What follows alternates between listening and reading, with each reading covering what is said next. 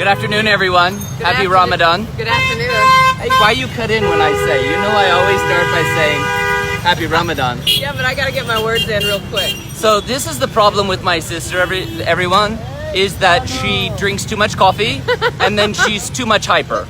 So she constantly interrupts me and it's irritating. But you all have brothers and sisters, so you know exactly what I'm talking about. She gets excited.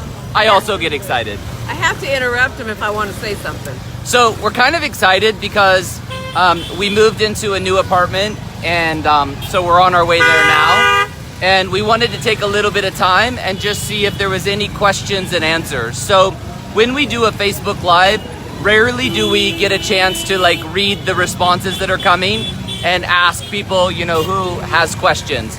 So what we wanted to do when we're on our way to our new apartment was just ask you guys any questions or answers, any questions that you have for us, we'd be happy to answer. So we're gonna let the video feed roll in the middle of traffic, coming across the Benani Bridge, and just see what you guys have to say. So Ashraf says, hello, beautiful brother and sister. We love you, Ashraf. Thank you for the compliment. I don't know who's more beautiful, me or my sister. I know, my sister. Everybody says it. I know. I'm the second child. So what else do we have? So guys, let us know what questions you might have. Anybody have any questions for us? Hey guys, you're on Facebook Live. Assalamu alaikum. So they're gonna get really shy really quick. We're fine. Someone said, how are you? We're doing great. You're in Benani as well. Okay, so Shakil Parvez. We're gonna see you soon. We're coming across the bridge. Hopefully run out and say hello.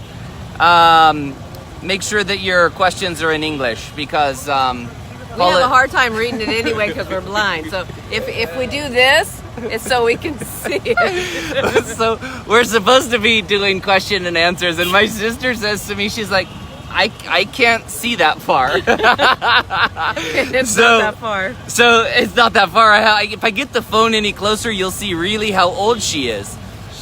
Oh, sorry, we're not supposed to talk about age. Okay, come on, you guys. What kind of questions do you have for us? So we haven't had any questions. Arafat, you're from Chittagong. You know we're gonna be in Chittagong. We're finishing the Mikko challenge in Chittagong. We'll see you there. Mirpur, we were in Mirpur a couple weeks ago and our rickshaw broke. Yeah, it did. Yeah, do you remember that? Yeah, we were going to have dinner with our friend Johnny and his mother. Yep. And so our rickshaw broke down. Took us an extra 2 hours to find our way there. But everybody was really kind.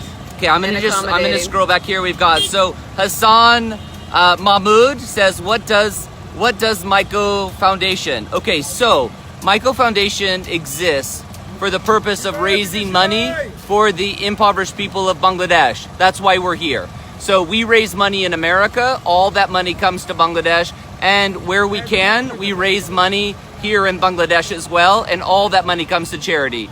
Mikko Foundation is 100% financed by myself. So we have a very low overhead, very low cost, and all the money we raise locally in America all comes back to Bangladesh. One of the question was, are we going to build a team? So Randy, will you let them know when we're going to be able to build a team? So guys, we have Tanvir working for us, and he's just working over the summer, and he'll be moving to Canada. So we have him working on our team, and we'll be building out our team the next 6 to 12 months. So I know there's been a lot of people asking, you know, hey, when can I come and work for Mikko Foundation? Bear with us. Let us get organized, and then we'll have lots of openings. So thank you for that question. What else did you see? One of the questions is, why are we not helping Syria that really needs it right now? So there's a couple crises. It's a good question. Thank you for that. There's a couple international crises that already are here. One is Syria, and so one of the things that we're worried about is, you know, Mikko Foundation is new and we're just getting started, and you know, Syria is an international crisis. The UN is involved, UNICEF is involved, Red Cross is involved, my government is involved, everybody's government is involved. So that's a really hard thing for us to jump in and fix. but it doesn't mean that we won't try, and it doesn't mean we won't raise money for that. I think the impoverished people of Syria have a lot of problems and challenges. What else are you seeing on the feed? Oh, somebody said, when are we going? Hi, salam alaikum. Do you want to say hi? We're on Facebook Live. Yep. No?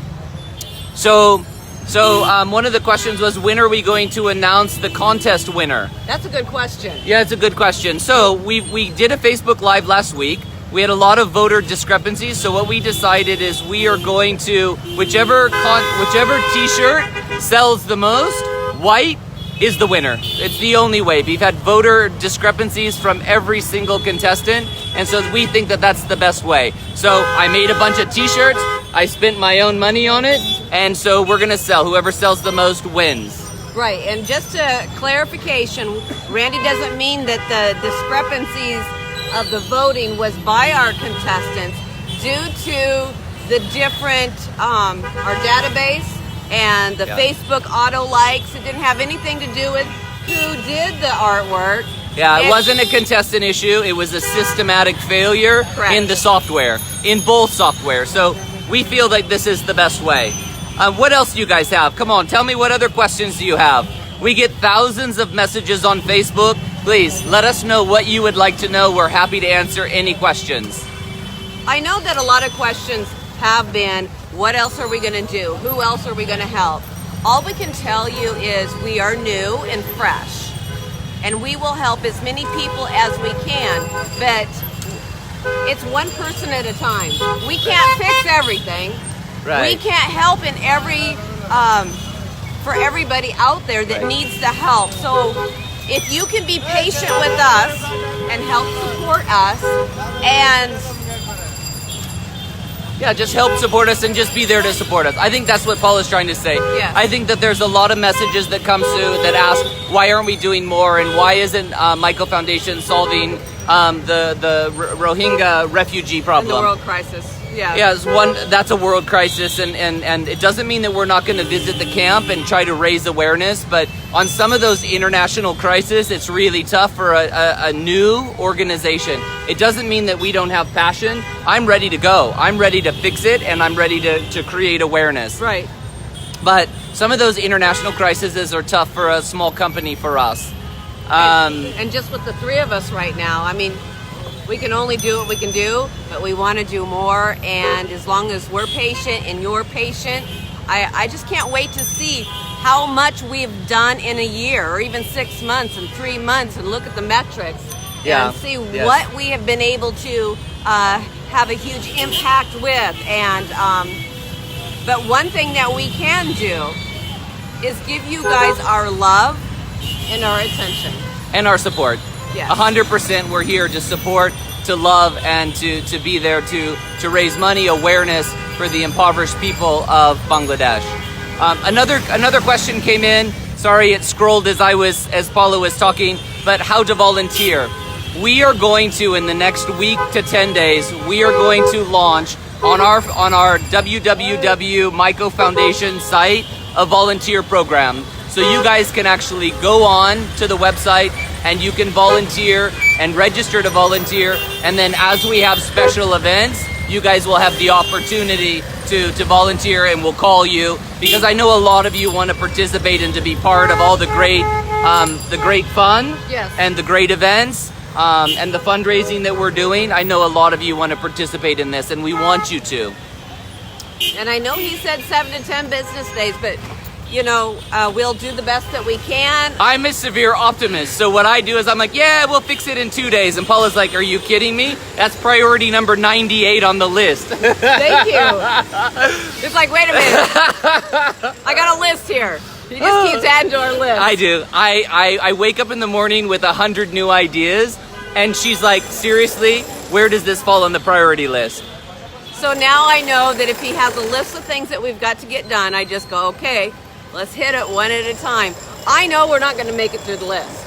Well, and I know that we're going to get through some of that list. Well, and I know they're not going to make it through the list because I have 100 new things to add to the list. Yeah, I know, but my heart's going, oh my gosh, how am I going to get this all done?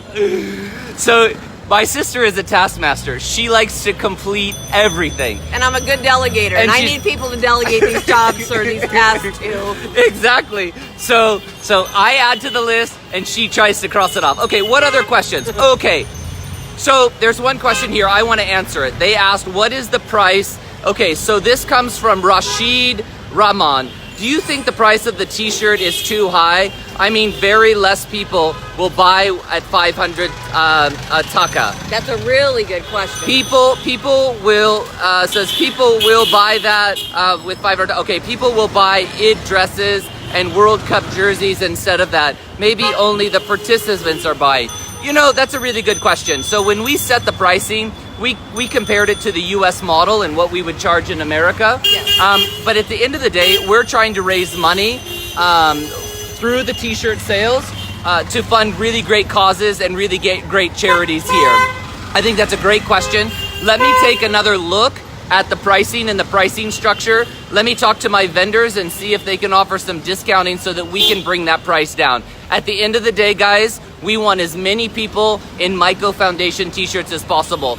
And when we bought these, we only bought a limited amount. We didn't buy bulk quantities. And the reason we did that is we wanted to make sure that they would sell here and sell in America before we started to buy thousands and thousands of t-shirts. And economies of scale, the more you buy, the better price. So Correct. You guys, let us take a look at that and we'll see what we can do. Because if 500 taka is too high for you guys to participate, then we need to take a look at that and see. Because we raise money by selling those t-shirts, yeah? Yes. Okay, fantastic. Okay, so I hope that answers your question. So what else do we have here? So that was Rashad Rahman. Rashad, thank you so much for that question. I love you for asking that.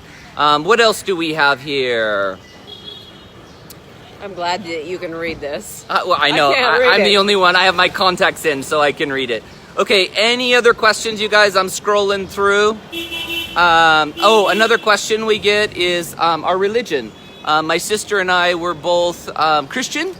We were born and raised in America and part of a Presbyterian church. We both have very deep faith in our Christianity. But for us, with our charity and the Mikko Foundation, we're here to embrace all people, all cultures, and all religions. And so for us, it's not Muslim or Christianity. It's about, doing the right thing. Being kind to people and loving people and relationships. Exactly. We have a really strong relationship with Jesus, and we do. We have a strong relationship with our Jesus, and I think that's one of the reasons why we find the energy to raise money and to raise awareness. I think you see through all of our work just how much we love Bangladesh and we love the people and how dedicated and devoted that we are. And a lot of that has to do with our faith. So we get that question a lot. I think it's a good one to answer. We love all you guys. Thank you so much for asking that. I know some of these questions aren't super easy to ask. So I just got, so Nisat Chowdhury just asked me if I could take him to America. So we have a list of them. Hey there, how are you? So we would love to take all of you to America, but probably going to be a little bit of a challenge for us to bring you to America. So what other questions? What is our next program? So we're at prayer time, guys. Out of respect, I want to stop this broadcast. We'll come back at another time with questions and answers. We love you guys. Thank you so much for all of your support. I love you too.